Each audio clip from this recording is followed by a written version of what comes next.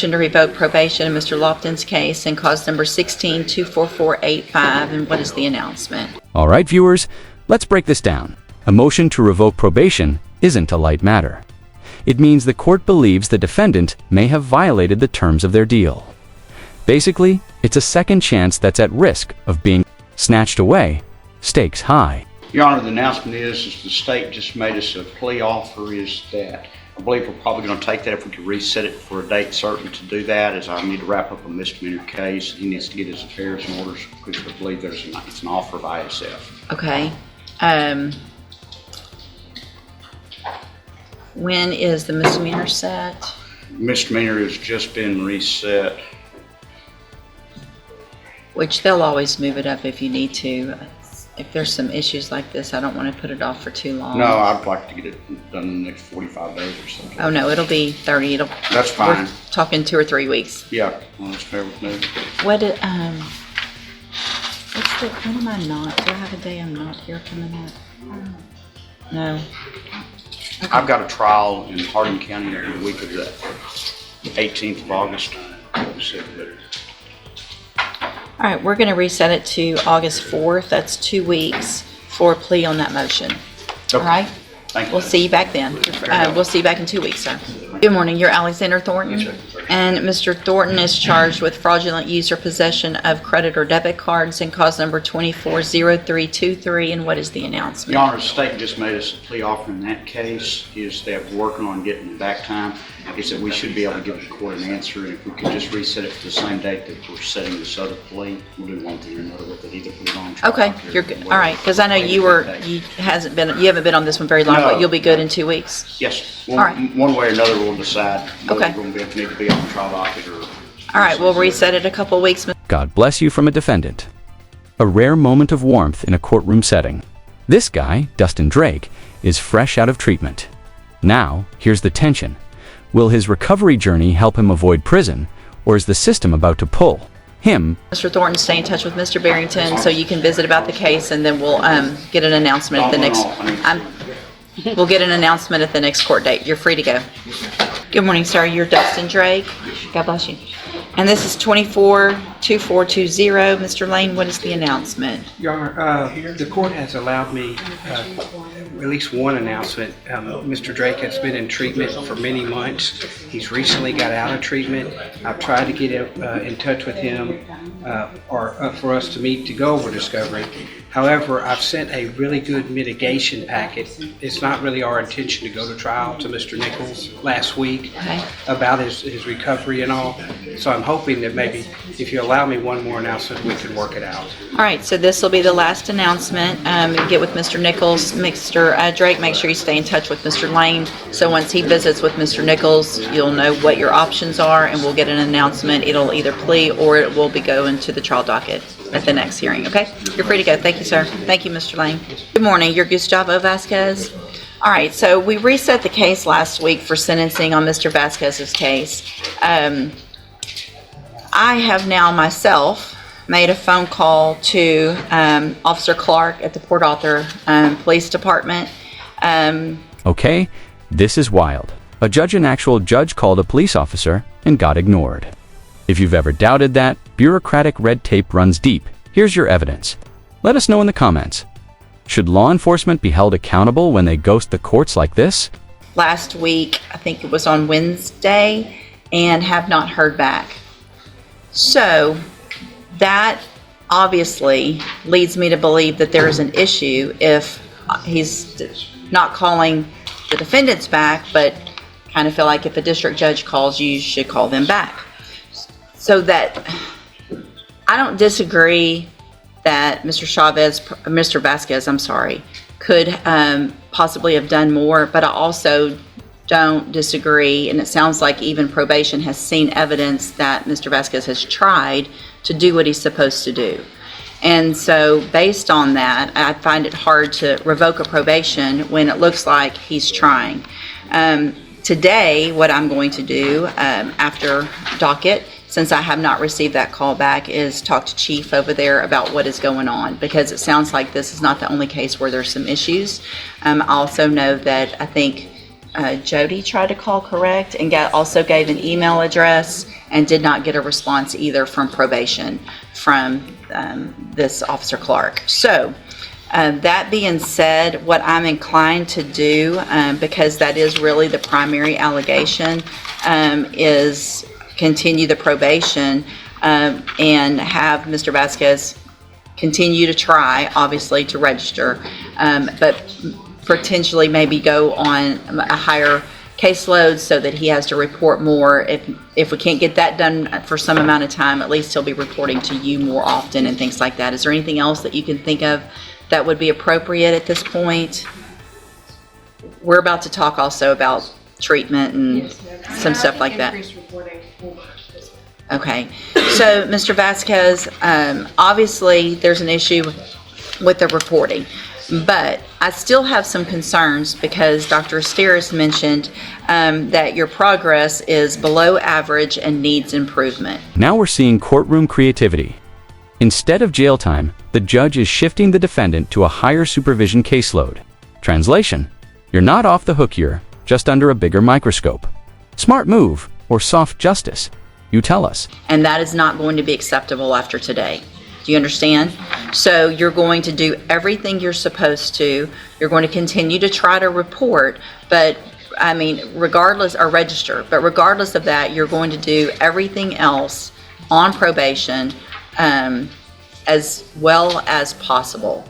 And below average and needs improvement is not going to be acceptable. It's just not.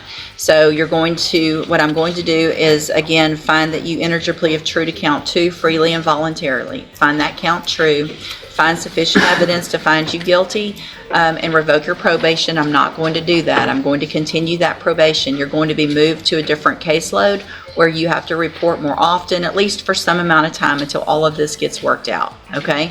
The concerns that I have are with you, and then I have just as big concerned with what's going on over there, because these are cases where obviously we need to know where everybody is, and if we don't have someone taking care of that in that office, then I think the community is at risk over there. And so I'm gonna work on that separately. Let's see, was there any, I made a note of something else. All right, that's really it, just the all right, so you need to make sure you attend every appointment with Dr. Asteris, follow through with everything you're supposed to, engage in that, whether you think you need it or not, you're ordered to do it. And so just going and showing up and doing the minimum amount of work is not going to work, because if you don't complete that in an appropriate way, it's a violation of your probation, okay? All right, y'all. I'd like to say, Judge, just you need to continue to try to register. Yes. And keep notes of when you call and what happens, and report that to the probation officer, because she can try to help you. And that way she knows you're doing what you're trying to do, what you're supposed to do. Okay? I would say call every week until we get it worked out, and you are every single week. Leave a message. If he doesn't answer, don't just hang up. Leave a message with your name, what you're trying to do, and then that way there's some records, and you write down every time you do that. Again, just like Mr. Parker said, let your probation officer know, and we'll hopefully get all that worked out. Okay? All right, y'all are free to go. Thank you. Morning. Are you Mark Hebert? Yes, ma'am. And will Mr. Hebert waive the formal reading of the indictment? Mr. Hebert, in cause number 25-0455, you're charged with the third-degree felony offense of driving while intoxicated, third or more, from April 16th of 2024.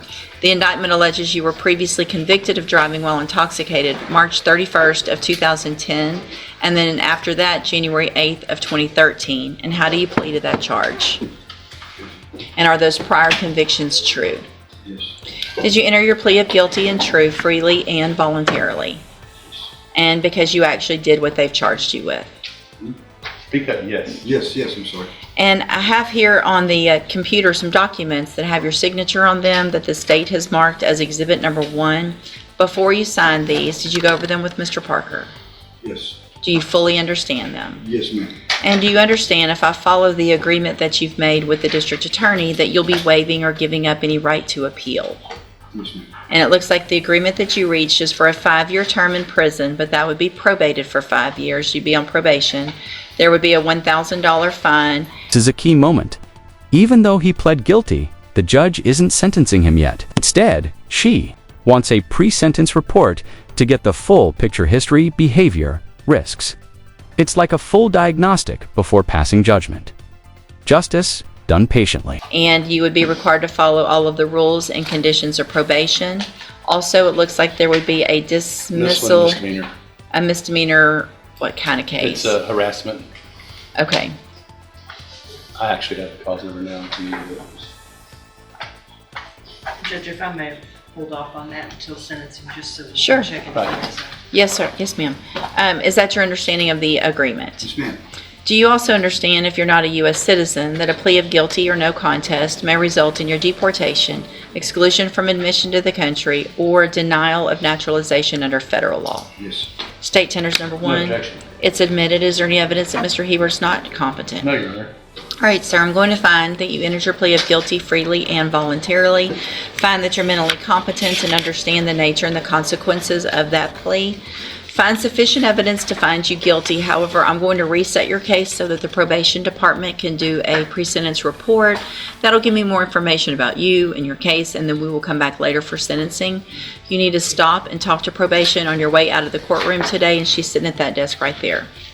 All right, we'll see you at sentencing. Thank you. Good morning. Are you John Van Wright? Yes.